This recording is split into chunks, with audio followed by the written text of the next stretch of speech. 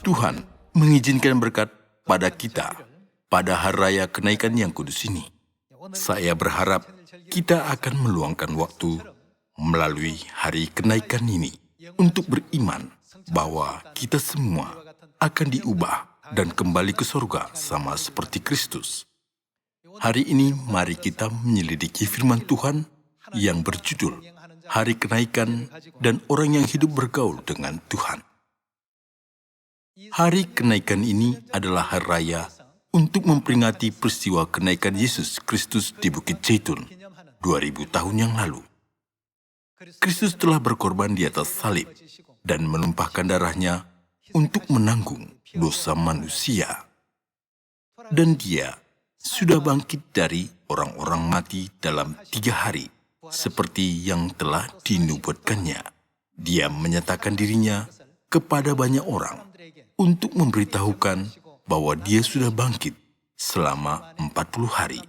Sesudah itu dia naik ke surga dengan disaksikan murid-muridnya. Mereka pertama menyaksikan kematian Yesus Kristus di salib, kebangkitannya, dan kenaikannya. Setelah itu, Tuhan telah memberkati mereka untuk mempunyai iman yang teguh, supaya tidak akan tergoyah di dalam kepercayaan iman mereka. Karena Yesus telah menunjukkan kepada mereka semua ajaran tentang hal ini dalam kehidupannya, Injil bisa diberitakan sangat cepat ke Samaria dan ke ujung bumi. Sesungguhnya, Yesus adalah Tuhan yang sudah datang ke bumi ini. Tanpa percaya kepada Yesus, seorang pun tidak dapat diselamatkan. Ada sejarah di mana anggota gereja awal dengan percaya diri bersaksi tentang Injil ini sampai mati dan membuat banyak orang percaya, sehingga gerakan penyelamatan pertobatan terjadi dalam skala yang sungguh-sungguh besar. Kita akan diubah menjadi tubuh rohani dan akan hidup bersama Bapa dan Ibu Surgawi untuk selama-lamanya. Melalui hari raya kenaikan ini, kita menyadari bahwa ajaran Tuhan tentang hal itu bukanlah suatu tahayul, tetapi adalah nyata. Ketika kita melihat kehidupan orang-orang yang telah naik ke surga, mereka sering memuliakan Tuhan dan berkenan pada hatinya semasa mereka hidup di bumi, dan selalu berpikir, bagaimana aku bisa berkenan kepada hati Tuhan dengan kepercayaan imanku? Kita bisa menemukan mereka yang sudah hidup bergaul dengan Tuhan di dalam Alkitab. Hari ini, sambil kita melihat kehidupan mereka melalui Alkitab, mari kita berusaha menjadi orang yang akan mengambil bagian dalam kemuliaan dari kenaikan. Mari kita baca bersama firman di Lukas pasal 24 ayat 37. Mereka terkejut dan takut dan menyangka bahwa mereka melihat hantu. Akan tetapi ia berkata kepada mereka, "Mengapa kamu terkejut dan apa sebabnya timbul keraguan-raguan di dalam hati kamu? Lihatlah tanganku dan kakiku. Aku sendirilah ini. Rabalah aku dan lihatlah. Karena hantu tidak ada daging dan tulangnya, seperti yang kamu lihat ada padaku." Murid-murid Yesus sudah menyaksikan saat Yesus wafat. Dia telah menderita dalam kesakitan yang parah. Bahkan lambungnya ditikam sebelum dia meninggal. Maka tak seorang pun bisa percaya bahwa dia sudah bangkit, seperti yang mereka lihat. Murid-murid pun takut dan menyangka bahwa mereka melihat hantu, walaupun melihat Yesus yang sudah bangkit. Lalu Yesus berkata, "Jangan takut, lihatlah tangan dan kakiku. Aku sendirilah ini, rabalah aku." Kita bisa melihat Yesus sedang bersaksi tentang dirinya. Lalu mari kita teruskan ke ayat 47. Dan lagi dalam namanya berita tentang pertobatan dan pengampunan dosa harus disampaikan kepada segala bangsa mulai dari Yerusalem. Kamu adalah saksi dari semuanya ini. Dan aku akan mengirim kepadamu apa yang dijanjikan Bapakku. Tetapi kamu harus tinggal di dalam kota ini sampai kamu diperlengkapi dengan kekuasaan dari tempat tinggi. Lalu Yesus membawa mereka keluar kota sampai di dekat Betania. Di situ ia mengangkat tangannya dan memberkati mereka. Dan ketika ia sedang memberkati mereka, ia berpisah dari mereka dan terangkat ke surga. Mereka sujud menyembah kepadanya, lalu mereka pulang ke Yerusalem dengan sangat bersukacita. Mereka senantiasa berada di dalam bait Allah dan memuliakan Allah. Mereka sudah menyaksikan Yesus telah bangkit, dan dia sedang terangkat ke surga dengan mata mereka sendiri. Tidak ada keajaiban seperti ini di dunia ini. Semua pekerjaan ini tidak dapat dilakukan oleh tangan manusia. Dengan melihat semua itu, mereka mulai mempunyai iman yang besar. Mereka meyakini bahwa dia benar-benar Tuhan yang telah datang ke bumi ini. Dialah Mesias yang menyelamatkan manusia. Lalu mereka menyampaikan kabar baik ke banyak daerah dengan berkata, barang siapa percaya kepada Yesus, ia akan diselamatkan dan masuk ke dalam kerajaan surga. Pekerjaan murid-murid 2000 tahun yang lalu untuk memberitakan Injil, memperlihatkan kepada kita apa yang harus kita lakukan pada zaman ini. Jadi, kita tidak boleh menganggap kenaikan Yesus yang terjadi 2000 tahun yang lalu hanya sebagai suatu hal yang tertulis. Bagaimana jika Kristus bangkit dari kematian dan naik ke surga sedang diperlihatkan di depan mata kita? Silakan bayangkan pemandangan ini. Itu adalah sesuatu yang hanya dapat dilakukan oleh Tuhan, bukan? Setelah murid-murid Yesus menyaksikan apa yang ajaib yang tidak bisa dilakukan manusia tetapi hanya dilakukan Tuhan, mereka memberitakan Injil di Samaria dan ke ujung bumi dengan iman yang teguh kepada Yesus. Di mana saja Injil diberitakan, bertambah banyak jumlah orang yang mendengar tentang Kristus dan percaya. Pekerjaan yang hebat yang seperti ini dapat banyak kita temukan di dalam kitab Kisah Para Rasul di dalam Alkitab. Mari kita lihat adegan kenaikan ini di dalam kitab Kisah Para Rasul pasal 1, saat Yesus ke surga sesudah 40 hari di bumi ini. Ayat 3 kita baca. Kepada mereka ia menunjukkan dirinya setelah penderitanya selesai, dan dengan banyak tanda ia membuktikan bahwa ia hidup. Sebab selama 40 hari ia berulang-ulang menampakkan diri dan berbicara kepada mereka tentang kerajaan Allah. Pada suatu hari ketika ia makan bersama-sama dengan mereka, ia melarang mereka meninggalkan Yerusalem dan menyuruh mereka tinggal di situ menantikan janji Bapa, yang demikian katanya, telah kamu dengar daripadaku, sebab Yohanes membaptis dengan air, tetapi tidak lama lagi kamu akan dibaptis dengan Roh Kudus. Maka bertanyalah mereka yang berkumpul di situ, Tuhan, maukah engkau pada masa ini memulihkan kerajaan bagi Israel? Jawabnya, engkau tidak perlu mengetahui masa dan waktu yang ditetapkan Bapa sendiri menurut kuasanya, tetapi kamu akan menerima kuasa kalau Roh Kudus turun ke atas kamu, dan kamu akan menjadi saksiku di Yerusalem dan di seluruh Yudea dan Samaria dan sampai ke ujung bumi.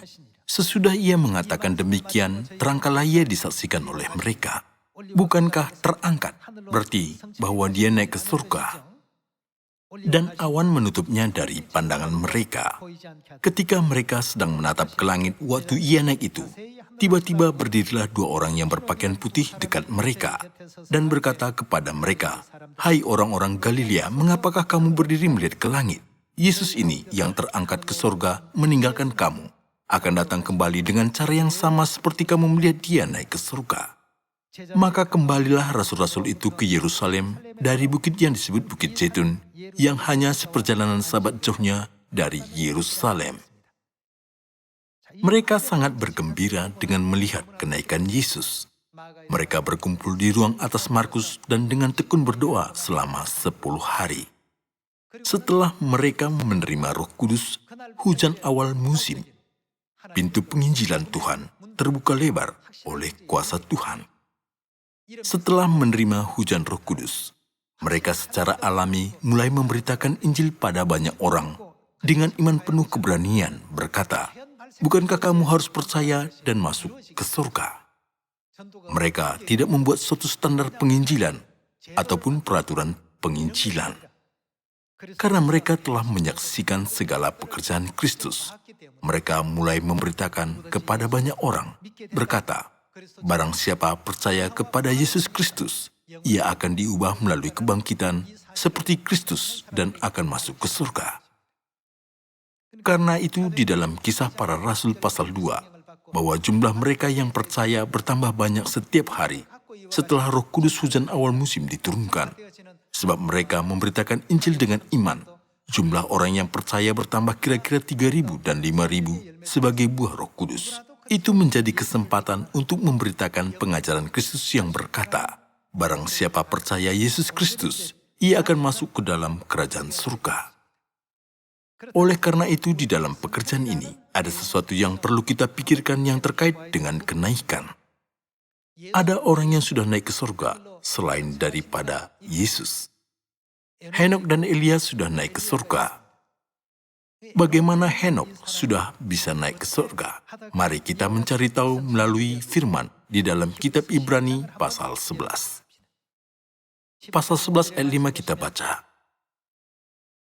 Karena iman Henok terangkat, supaya ia tidak mengalami kematian dan ia tidak ditemukan, karena Allah telah mengangkatnya. Sebab sebelum ia terangkat, ia memperoleh kesaksian bahwa ia berkenan kepada Allah. Sebelum Henok terangkat, apa yang telah dilakukannya? Sebelum terangkat, dia memperoleh kesaksian bahwa ia berkenan kepada Tuhan. Kita bisa menemukan dia selalu memuliakan Tuhan dan berkenan kepada Tuhan, bukan? Hal yang paling penting itu bukan hanya sekedar mengetahui bahwa kita bisa naik ke surga, tetapi harus termasuk dalam rombongan orang-orang yang naik ke surga. Bagaimanakah ini mungkin? Kita harus hidup bergaul dengan Tuhan di dalam iman kita. Masa hidup kita benar-benar pendek. Tuhan telah memberikan masa hidup kita yang pendek itu. Walaupun pendek masanya, Tuhan ingin kita menjadi anak-anak-Nya yang memuliakan dan berkenan kepadanya. Salah seorang yang telah mencapai itu adalah Nuh. Mari kita baca Kejadian pasal 6 ayat 9. Inilah riwayat Nuh. Nuh adalah seorang yang benar dan tidak bercela di antara orang-orang sezamannya. Dan Nuh itu sudah hidup bagaimana? Nuh itu hidup bergaul dengan Allah. Maksudnya, dia bersama dengan Tuhan. Dia bersama dengan Tuhan dalam segala hal. Pada zaman Nuh, bumi ini penuh dengan kekerasan dan semua orang jahat dan hidup dengan percabulan. Maka Tuhan menghancurkan bumi ini dengan air. Tetapi bagaimanakah perilaku Nuh? Dia hidup bergaul dengan Tuhan, dengan selalu berkenan kepada Tuhan. Itulah sebabnya Tuhan sudah berkata tentang Nuh. Nuh adalah seorang yang benar dan tidak tercela di antara orang-orang sezamannya.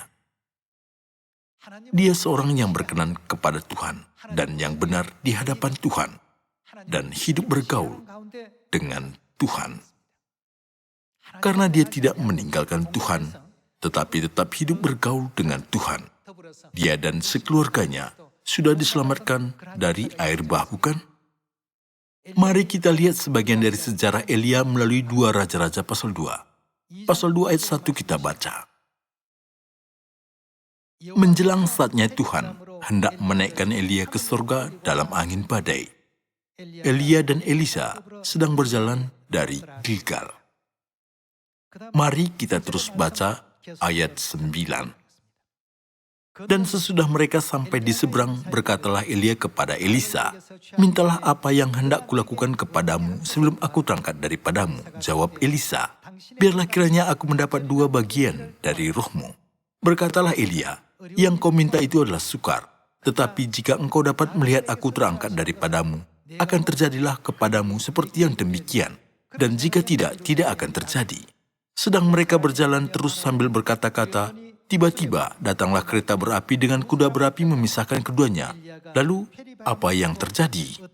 Lalu naiklah Elia ke surga dalam angin badai. Ayat ini tertulis tentang Elia naik ke surga dalam angin badai.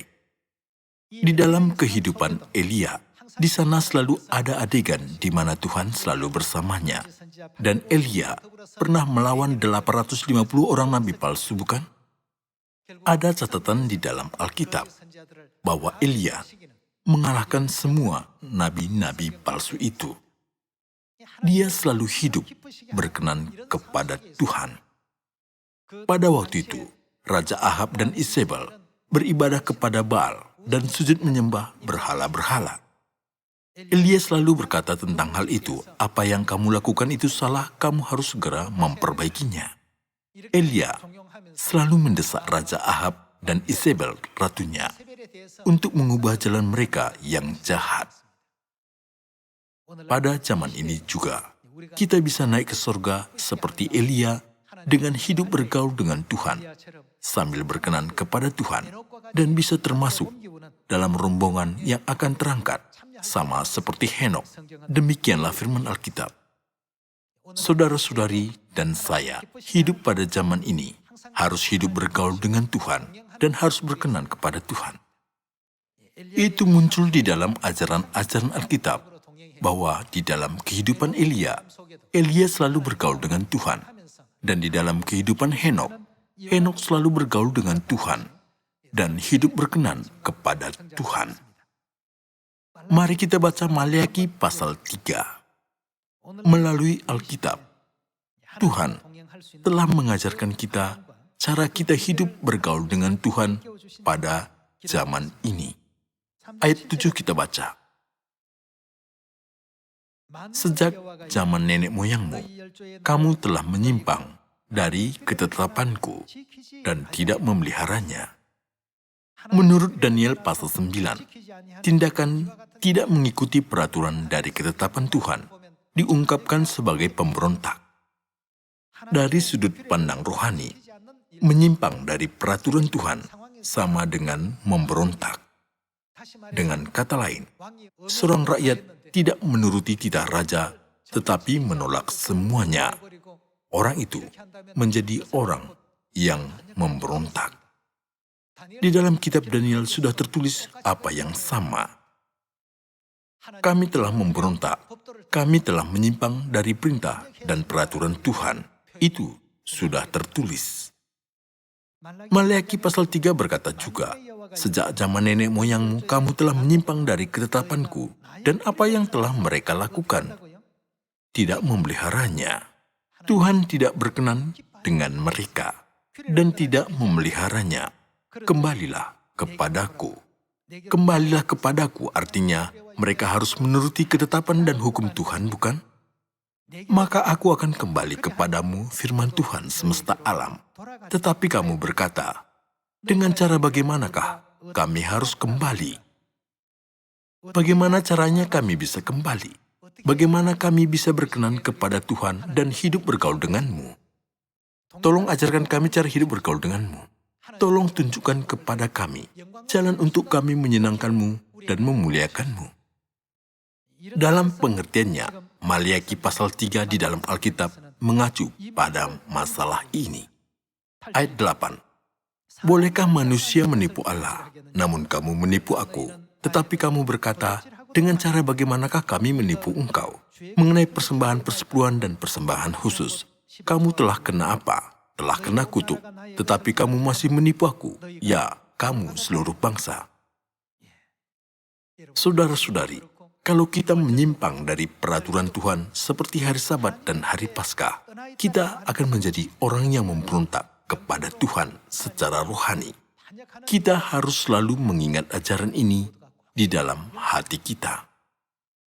Kita bisa memahami bahwa Tuhan adalah Raja atas raja-raja menurut sistem dunia ini. Bukankah begitu? Menolak titah raja sama dengan pemberontakan. Hari Raya Kenaikan ini adalah suatu hari biasa bagi orang-orang di dunia ini. Bagaimana dengan umat surga? Inilah salah satu hari raya Tuhan yang sangat penting, bukan? Tuhan memisahkan anak-anaknya dari orang-orang yang bukan anak-anaknya melalui hari-hari raya Tuhan. Jadi, supaya kita bisa naik ke surga sama seperti Henok dan Elia, dan bisa mengambil bagian dalam kemuliaan kenaikan sama seperti Yesus Kristus naik ke surga, Tuhan telah menyuruh kita untuk melakukan apa? Peganglah pada ketetapanku dan kembalilah kepadaku. Nenek moyangmu telah menyimpang dari ketetapanku sampai pada saat ini. Jangan berbuat seperti mereka, tetapi lakukanlah segala ketetapan peraturan dan hukumku. Tuhan berkata, kamu telah menyimpang dari aku. Banyak orang bertanya kepada Tuhan, dengan cara bagaimanakah kami harus kembali? Kami sudah memberontak melawan Engkau. Bagaimana kami bisa kembali kepadamu dari segala dosa kami? Bagaimanakah kami dapat memulihkan seperti yang sebelumnya? Berpeganglah pada peraturan, ketetapan, dan hukumku. Masih ada sempat, inilah kehendak Tuhan. Pada akhir zaman ini, orang yang melakukan peraturan, ketetapan, dan hukum Tuhan, dan kembali kepada Tuhan, adalah orang yang berkenan kepada Tuhan, dan orang yang hidup bergaul dengan Tuhan. Banyak gereja di dunia ini berkata bahwa mereka percaya kepada Tuhan. Gereja manakah yang sedang melakukan seperti ini? Gereja Tuhanlah yang melakukan seperti ini. Karena kita menuruti peraturan, ketetapan, dan hukum Tuhan, kita menemukan Ibu Surgawi yang adalah kenyataan perjanjian baru dan juga mengenal Tuhan Bapa. Bukan hanya hari Sabat dan hari Paskah adalah ketetapan Tuhan, tetapi kembali kepada roh dan pengantin perempuan adalah ketetapan terakhir yang diberikan Tuhan kepada umat manusia. Tolong buka Wahyu pasal 22, ayat 17 kita baca. Roh dan pengantin perempuan itu berkata, marilah. Dan barang siapa yang mendengarnya hendaklah ia berkata, marilah. Dan barang siapa yang haus hendaklah ia datang. Dan barang siapa yang mau hendaklah ia mengambil air kehidupan dengan cuma-cuma.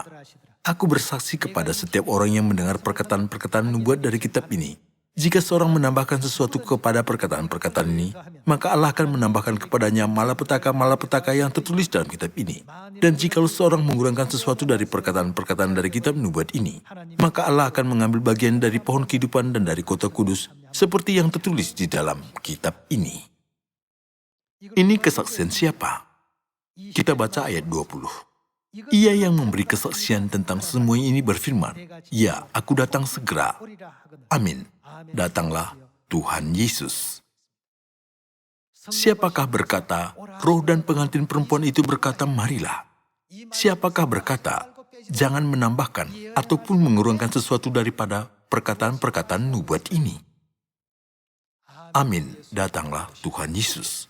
Tuhan Yesuslah sudah bersaksi tentang semua ini. Pada zaman anak namanya Yesus, siapakah namanya pada zaman Roh Kudus? Dia adalah Kristus Ansanghong, dan dia adalah Ibu Surgawi Yerusalem baru, bukan?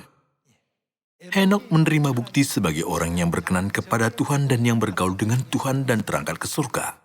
Elia orang yang berkenan kepada Tuhan dan bergaul dengan Tuhan dan terangkat ke surga dalam angin badai. Pertimbangkan 2000 tahun yang lalu, bagaimanakah murid-murid Yesus sudah memberitakan bahwa Yesus adalah Mesias. Mereka tidak pernah menyerahkan kepercayaan mereka, walaupun dianiaya dan ditindas oleh para penguasa di dalam kerajaan Roma. Kita yang hidup pada zaman ini juga menghadapi banyak kesulitan, sampai kita mengambil bagian dalam kemuliaan besar dari kenaikan. Kita tidak boleh hanya mengharapkan kenyamanan, karena telah dikatakan bahwa setiap orang memiliki penderitaan yang sementara. Jadi tidak peduli kesengsaraan dan kesulitan apa yang akan kita hadapi. Saya dan Anda semua harus dapat mencapai kerajaan surga yang kekal dengan mematuhi ketetapan, perintah, dan hukum Tuhan. Elisa sudah hidup bergaul dengan siapa? Bergaul dengan Elia. Dia sudah diberkati untuk mendapat 2 bagian dari roh Elia, bukan? Yosua sudah hidup bergaul dengan siapa? Dia bergaul dengan Musa. Lalu dia mengalahkan semua suku yang tinggal di Kanaan dan menerima tanah Kanaan yang susu dan madu mengalir yang sudah dijanjikan oleh Tuhan.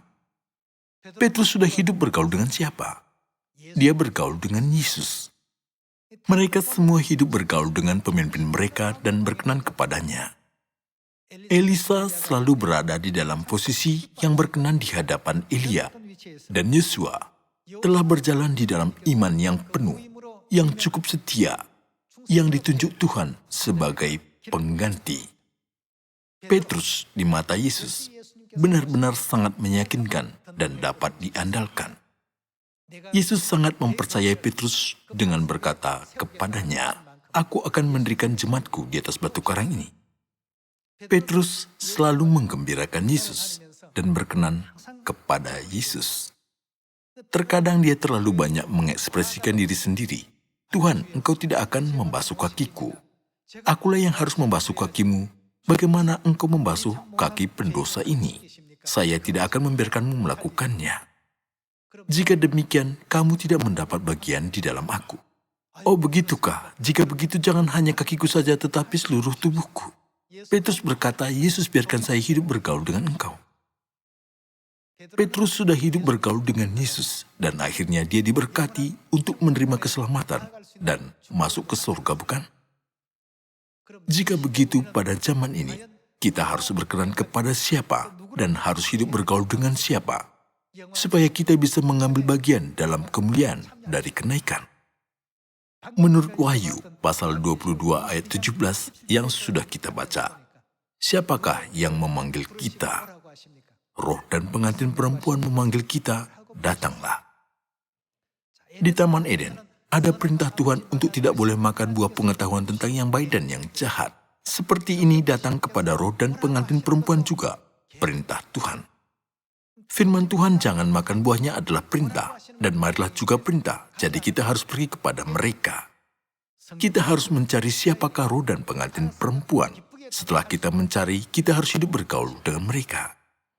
Sesudah itu, kita akan naik ke surga, seperti yang telah dijanjikan Tuhan kepada kita.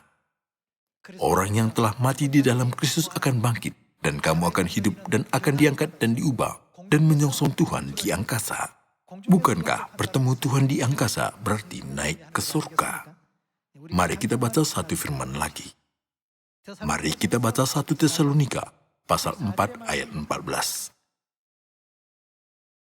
Karena jikalau kita percaya bahwa Yesus telah mati dan telah bangkit, maka kita percaya juga bahwa mereka yang telah meninggal dalam Yesus akan dikumpulkan Allah bersama-sama dengan Dia. Ini kami katakan kepadamu dengan firman Tuhan kita yang hidup, yang masih tinggal sampai kedatangan Tuhan, sekali-kali tidak akan mendahului mereka yang telah meninggal. Sebab pada waktu tanda diberi, yaitu pada waktu penghulu malaikat berseru dan sangkakala Allah berbunyi, maka Tuhan sendiri akan turun dari surga dan mereka yang mati dalam Kristus akan lebih dahulu bangkit. Sesudah itu, kita yang hidup, yang masih tinggal, akan diangkat bersama-sama dengan mereka dalam awan menyongsong Tuhan di angkasa. Demikianlah kita akan selama-lamanya bersama-sama dengan Tuhan. Karena itu, hiburkanlah seorang akan yang lain dengan perkataan-perkataan ini. Saudara-saudari, pada zaman Bapa, orang yang hidup bergaul dengan Tuhan Yehova sudah mengambil bagian dalam kemuliaan kenaikan. Pada zaman anak, orang yang bergaul dengan Yesus Kristus. Jika begitu, pada zaman Roh Kudus ini, kita harus hidup bergaul dengan siapa? Saya berharap kita semua akan hidup bergaul dengan roh dan pengantin perempuan dan berkenan kepada Tuhan, supaya kita bisa menerima kemuliaan dari kerajaan surga. Saudara-saudari, sudah tiba zaman roh dan pengantin perempuan memanggil semua manusia. Pada zaman ini, seperti yang ditunjukkan dan diajarkan Bapa sendiri kepada kita. Dengan siapakah kita harus bergaul? Bapa berkata, semua anak Sion harus hidup bergaul dengan ibu sambil mengikutinya. Saya akan mengakhiri khotbah ini dengan memohon agar semua anak-anak Sion yang dengan bahagia berjalan bersama dengan ibu akan melayani ibu surgawi kita, menyongsong Bapa kita di angkasa, dan menikmati kehidupan kekal dan berkat untuk selama-lamanya di surga yang kekal. Terima kasih.